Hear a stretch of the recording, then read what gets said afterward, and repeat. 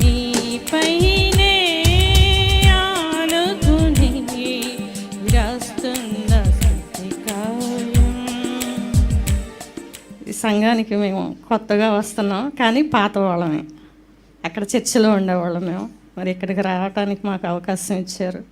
మరి అయ్యగారు, రోజా గారు వచ్చి ఇంటికి మా కష్ట సమయంలో వచ్చి మమ్మల్ని ఆదుకున్నారు. ఆ సమయంలో ఆదుకోవటం అంటే అది అందరి వల్ల అయ్యే పని కాదు.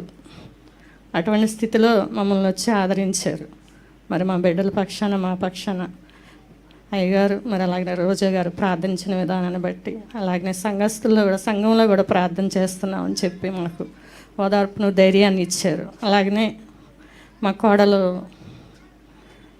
గర్భవతి అయింది. ఆ బిడ్డ కొరకు ప్రార్థించండి, సుఖమైన ప్రసవం అవ్వాలని అందరూ అనుదిన ప్రార్థనలు జ్ఞాపకం చేసుకోమని కోరుతున్నాను. చిన్న సాక్ష్యం దేవుడు దీవించను.